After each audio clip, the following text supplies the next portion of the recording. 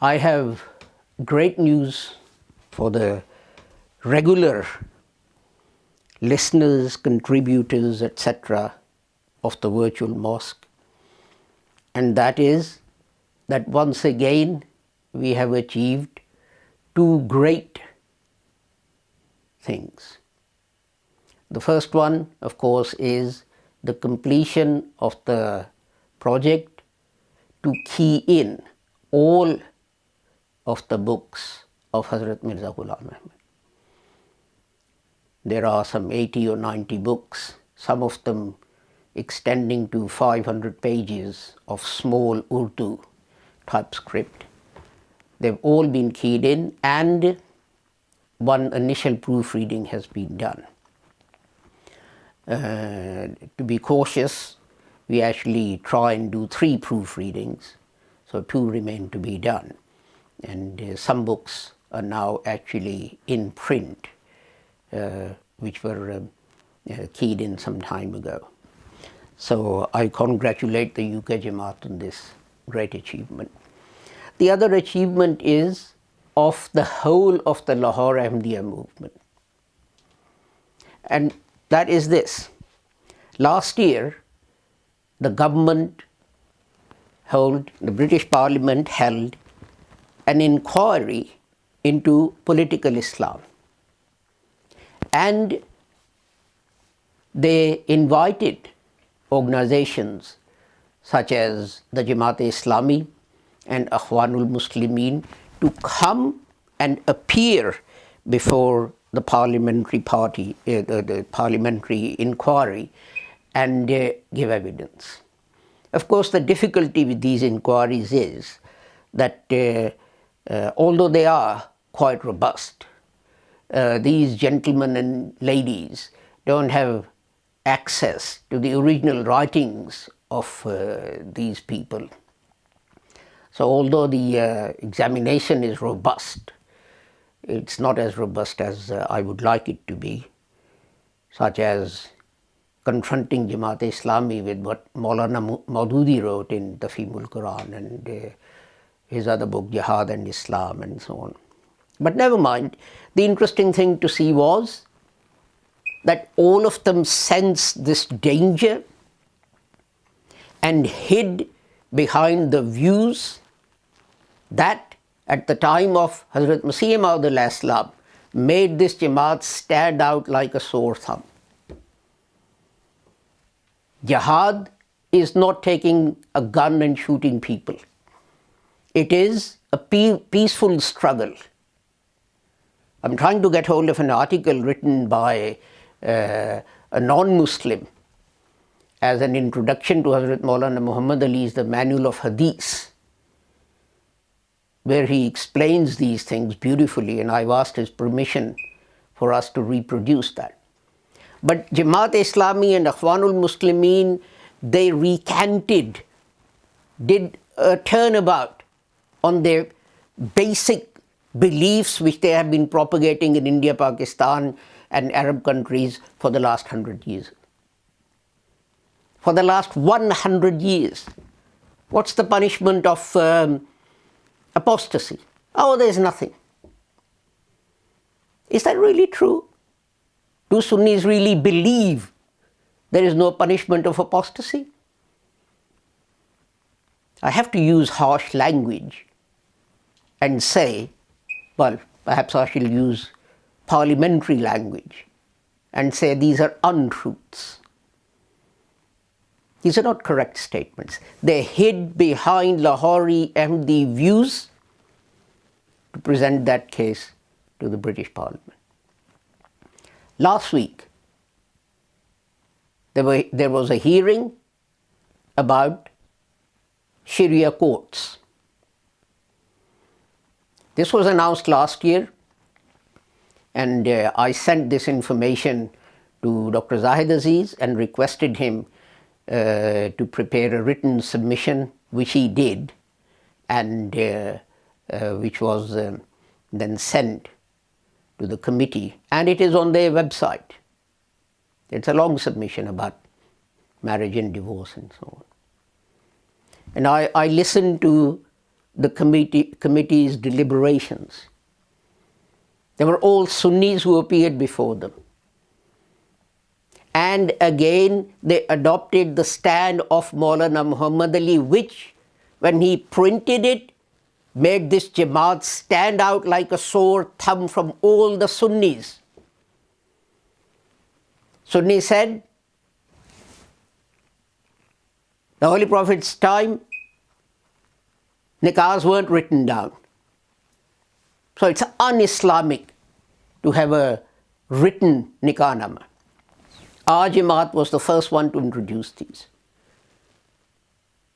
I still have somewhere, or Zahid has, my parents' nikahnama, well before any such law was passed in Pakistan. Our Jamaat introduced that and Sunnis followed. We were a sore thumb at the time. Our Jamaat said there is no talaq, talaq, talaq. It is un-Islamic. In India and Pakistan, you know, at the moment, Sunni Muslim women of India have petitioned the Hindu Supreme Court of India for a judgment that talaq, talaq, talaq is un-Islamic. We went to South Africa and we were told, and in fact the court was told by Pakistani Maulvis, oh, you're not Muslims, you have no right to deliberate upon issues and questions that involve Islam. Well, those courts deliberate on marriage, those courts deliberate on divorce. Aren't these questions of Islamic law? But because they were going to lose, they said, we don't expect the court's jurisdiction. But for the second case, they all went running when they were defeated in the first one, and they still lost. But now, Muslim women of India are petitioning a Hindu Supreme Court to protect them from Sunni beliefs. And all these Sunni ladies and gentlemen sat before the British Parliament, and for everything they gave the interpretation, in Hazrat Maulana Muhammad Ali is the religion of Islam.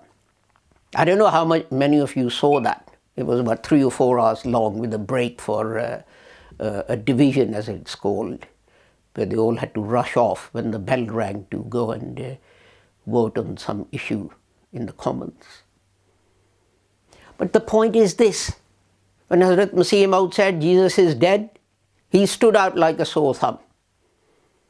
When he said, I'm the promised Messiah, he stood out like a sore thumb.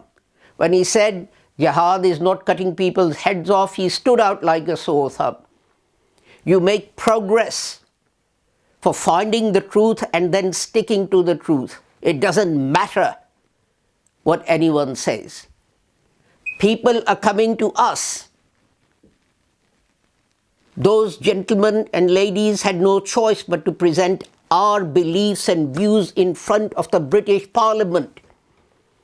Why didn't Jamaat Islami say, if you're an apostate, we're going to cut your heads off? Why? Is Islam in Bangladesh? It was Jamaat Islami Bangladesh who appeared. Is Islam in Bangladesh different from Islam in England and America and Europe? They have no choice. But that will only happen if we stand out and stand away and say, we don't care. We are a separate Muslim organization with our own management. We'll take our own decisions. We don't care what Sunnis do. We don't care what Saudis do. We don't care what announcements they make. You're going to follow Saudis, where a woman can't even drive. She can't go out without a chaperone. All you ladies, next time you go out, ring your husband and say, sorry, I've got to go out. Can you please come and chaperone me? Are you going to do that? Are you going to cover yourselves from head to foot in a tent? Because this is what the law of Saudi Arabia requires. Well, if not, then why pick and choose that I will follow them on this and not on that? But remember this, unless you stand out proudly and proclaim. This was what the first revelation to the Holy Prophet was. Not read, proclaim, announce that I am different and I am preaching this. So we need to do the same thing, because we can see the world is coming to our beliefs. And if we don't tell them that it was the Ahmadis who were pioneers, how will they know? If you keep following them, if you keep doing the things that they say and do, how will anyone know that you found the truth and you're preaching and propagating the truth?